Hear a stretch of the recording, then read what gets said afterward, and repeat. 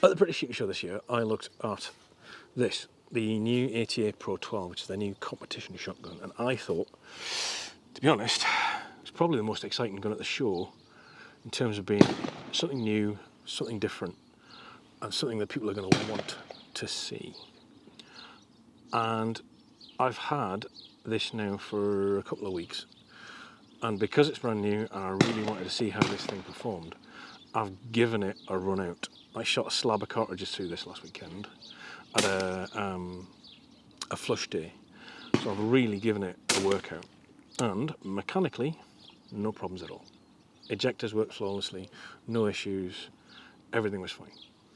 It's worth noting, however, that this is the second gun that they've sent me. The first one had a fault, which we just sent it back and they've rectified it. It was, I think, there was some fouling in the headwork that just obviously got through QC, but they sorted it out straight away. Another gun, and I've had a chance to give this a good workout.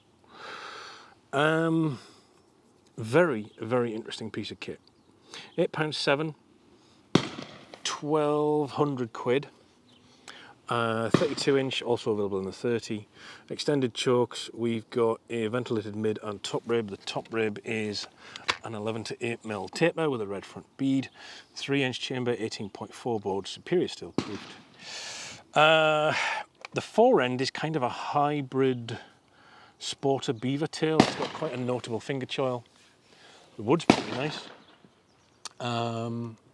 That's actually, like, I would say, a good grade 2 or 3 for something like of this style. Obviously laser checkered, although I don't know, man. Do you know what I said a little while back? I think when I first looked at the 88 and I compared it to the gun that it was a copy of, I said, or maybe I've said it since, that 88 are going to be the Hyundai of the gun industry, i.e. they start out, everybody thinks they're a joke, they're cheap, they've got good warranties, and over time they become mainstream and the quality improves. I feel like this is a big step up for 88. I genuinely feel that this is a significantly better made piece of kit than the standard 88 gun. That's reflected in the price point. But we're still south of the gun of which this is a copy, and I would argue, on the basis of features and the design, this is pretty much a copy of a 686E. You're looking at what, 2 and a bit for a 686E? You can still get them, and you don't get some of the features you get on this gun. So action, to be honest, I quite actually like this. Very derivative, but still nice and simple line work on here with the Pro 12 logo, the 88 underneath. I will say you can definitely see some machine chatter here from the tool head on the bottom of the receiver when it's been milled. That hasn't quite been polished out, but to be honest, I'm really nitpicking here. Metal to metal fit, wood to metal fit is generally very good. Significantly better, I would argue, than Yieldits that I've looked at recently, for instance. These cheeks are quite pronounced. I mean, minor criticism, but fairly pronounced. This is where things get interesting. So there's a really good feature and a really odd feature, I think. The trigger has a spring-loaded adjuster, so you can move it 3 position without a tool. I think that's brilliant. That is such a clever idea, as long as it doesn't break over time. But the grip, which I'm going to say doesn't really have a palm swell, it's sort of, it does, but it's almost negligible. It is there, it is definitely right-handed, and it does have cast, but not much. Yeah, this radius is really upright. It's got almost like a trap grip, but the reach to the trigger from here is really long, in my opinion. So I've got quite big mitts. In order for this to be reasonably comfortable, I have to have it at the back position. If I put it in the middle, which is where most people are going to start, it's just a bit of a reach. I feel like this needs to come forward like 3-4 mil to make it like the middle be the middle for an average size person, because I'm kind of average. But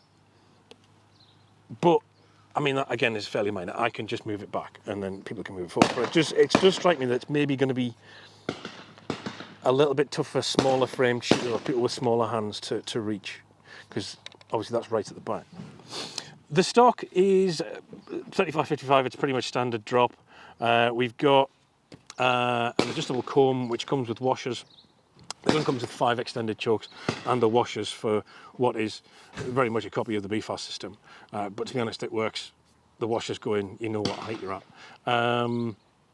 The comb is a little bit on the thick side, I would argue.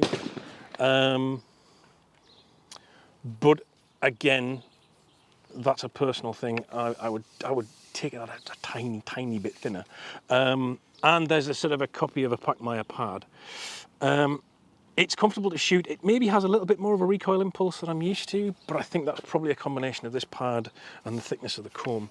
But to shoot, generally, it's pretty comfortable.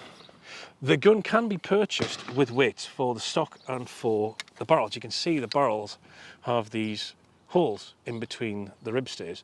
This is where you mount the weights. Now, they didn't ship me any weights with the gun, which is a shame. It would have been nice to try and mess about with it and see how they work and how it affects the character of the gun. But taking the gun out of the box, which is made of cardboard, it is after all an ATA, it shoots fine, to be honest. The balance, it's a touch barrel heavy. Yeah, just forward of the pin.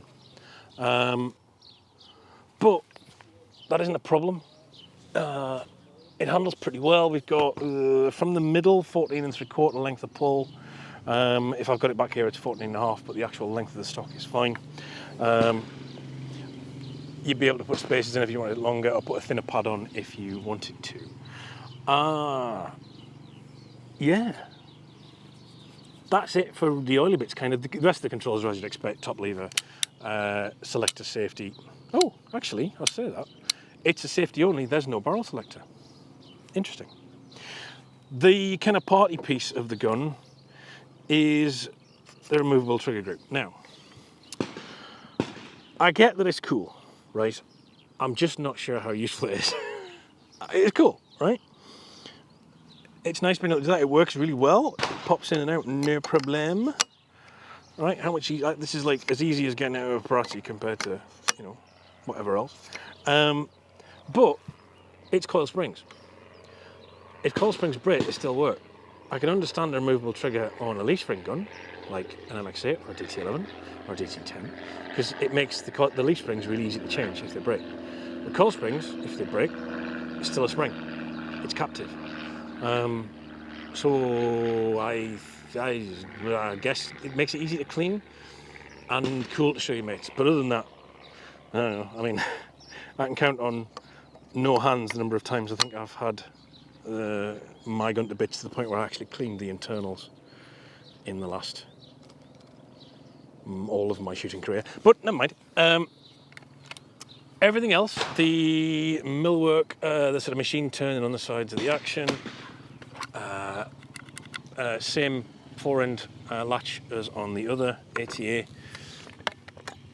Fit and finish is generally great. I have no notes. As I said, I think this is a significantly better step up in terms of quality. The bluing is of a better quality, although you can tell the stays aren't full depth, same as was on the Yieldits. And the metal to metal fit and the machining all feels pretty nice. It's got a fleur-de-lis on both the action and on the barrels, just to really hammer the point home.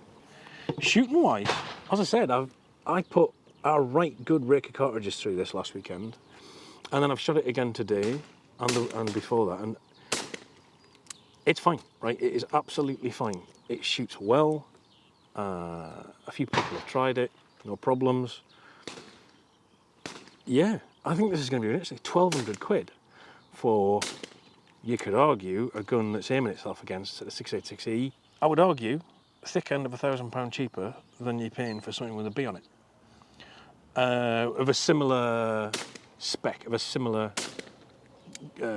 quantity of toys, right? In terms of like chokes and weights and blah, blah, blah, blah, blah, all the adjustability. I think this is going to sell quite well. Given how well the ATA base model sells and how few you seem to see back, and I think that's a combination of people, obviously they know once you've spent the money on one of these, keep it, don't trade it in. But equally that also means they're not breaking, yeah? And if they ain't breaking, then they must be all right. This is absolutely fine. Slight ergo aside, and that's a really easy thing to change. They can iterate this in a sort of a version update, you know what I mean? Just slightly change that. And nothing else, to be honest. Everything else is fine. Shoots really well. As I said, a little bit more recoil impulse than I used to, which I think is down to the comb width and the pad. But again, you can replace the pad if you wanted to. You can mess around with the balance by chucking weights in. I don't know how much the weights are. They are available separately, but they do just attach to the gun. Makes it very simple to balance it up however you want. I'd be very interested to see what else they do with this. I bet you they come out with a trap version, I reckon, and then there'll be a field version, maybe. And I'd be surprised if there wasn't a laminate. But this is a really interesting gun, and something that I think you would owe it to yourself to try it if you're in the market for something like this.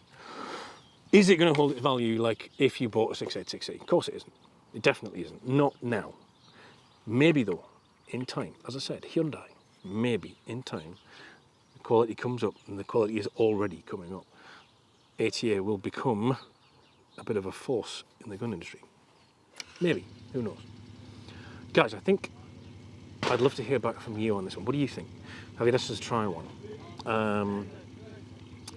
Do leave a comment if you have questions, and if I don't know, I'll find out. Guys, thanks very much for tuning in, and I'll see you next time.